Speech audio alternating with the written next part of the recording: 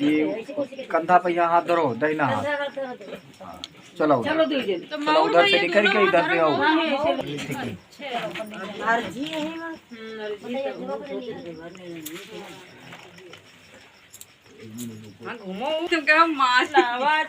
रुक जाओ, लावा गिरा दे थोड़े से। भैया आप तुम फिर दियो, थोड़े थोड़े दूध दे दियो, थोड़े थोड़े। देखो मम्मी कारी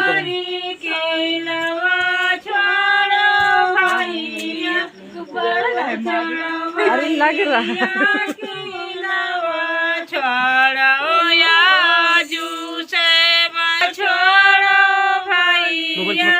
और दुल्हा पर छौ दुल्हन पर छौ दुल्हन के भैया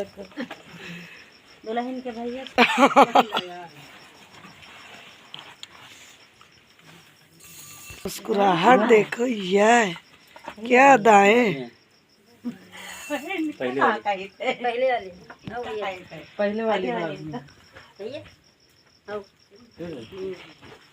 7 बार भैया। इतना मस्त आ रहा, वाकई में गुब्बारा है ना। वहाँ फोटो खींच रहे, पूरी खानदान की खींच रहे। कोई काहम बिजी, कोई काहम बिजी। इधर देखो फोटो के, इधर सामने देखो, फोटो वाले इनके देखो तुम।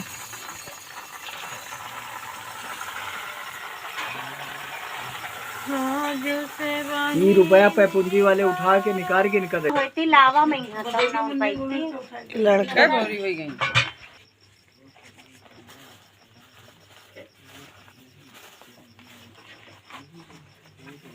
तो आप कहिए, मैं गणेश जी को साक्षी मानकर आपको 7 वचन दे रहा हूँ।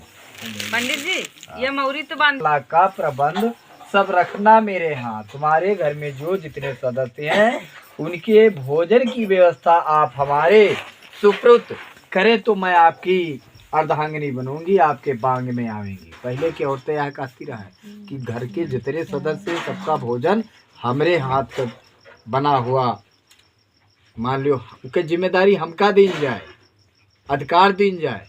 लेकिन आज तो सब कोई जामा चुरावत है, ऊपर तो ज्यादा है नहीं, सही है। लेकिन पहले के औरतें यूँ कहती रहा है कि हमका जो है पूरे घर का भोजन की व्यवस्था हमारे हाथ में रखने के लिए हाँ करे तो मैं आपकी अर्धांगिनी बनूंगी, आपके बांग में आवेंगी।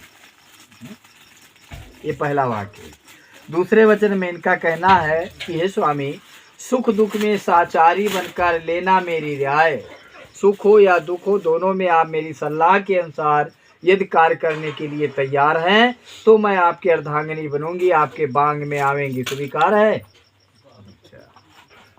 तीसरे वचन में इनका कहना है कि मेरी देख व्यवसाय से, नौकरी से, बिजनेस से सर्वप्रथम वो हमारे हाथ में रखने के लिए हाँ करें। जहाँ पर किसी को देना है, खर्चा करना है, उसमें मेरी भी सलाह होनी चाहिए, तब मैं आपकी अर्धांगिनी बनूंगी, आपके बांग में आऊंगी। स्वीकार है। अच्छा। चौथे वचन में इनका कहना है कि हे स्वामी, अर्धांग औरों के आगे मत करना गुस्सा का व्यवहार। यदि कभी जीवन में किसी प्रकार की गलती होती है, त्रुटि होती है, जो कुछ कहना है एकांत में कह लेना, लेकिन उस सभा में अपने क्रोध को शांत करना, उस समय कुछ कहना नहीं। ठीक। श्रुति अनुकूल धर्म करना, कभी नियम मत भंग न करना, और तीर्थ यज्ञ दानंद कार्य में रखना मुझको संग। इनका कहना है कि देखो, श्रुति के अनुकूल आपको मौसम के अनुसार आपको धर्म के कार्य करने हैं। जैसे तीर्थ कहीं भी जाना है, यज्ञ करना है, कथा सुननी है, भागवत सुननी है, किसी कथा भागवत कन्यादान इत्यादि जो कुछ भी करना है, उसमें आप मुझे साथ में रखने के लिए हाँ करें तो मैं आपकी अर्धांगिनी बनूंगी, आपके बांग में आवेंगी। अकेले किसी भी तीर्थ स्थल पर पुरुष को नहीं जाना चाहिए, ना तो औरत को किसी तीर्थ स्थल पर अकेले जाना चाहिए। परलोक सुधारण का करना सहयोग, और इस जीवन में भी जीवन धन हो मेरा सहयोग। अब आगे चल कर कि आपको ऐसे धर्म के कार्य करने हैं कि उससे आपका लोक भी बन जाए और परलोक सुधर जाए। वो कैसे सुधरेगा? कहते मांग रहा है द्वार पर भिक्षा अतिथ अनाथ, और गृह स्वामी लौटार दे कैसे खाली हाथ। अपने खाने का सोच नहीं, अपना तो पेट सभी पालते हैं। अपने खाने का सोच नहीं, यदि है तो सोच दरवाजे पर आए हुए अतिथ का, याचक का। आपके दरवाजे पर कुछ अभिलाषा लेकर के आया है तो आप अपने सामर्थ्य के अनुसार उसको दान कीजिए।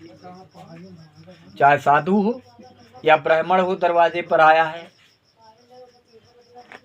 या आपका कोई दोस्त है, रिश्तेदार है, मेहमान है, दरवाजे से कोई भी बेमुख होकर के नहीं लौटना चाहिए।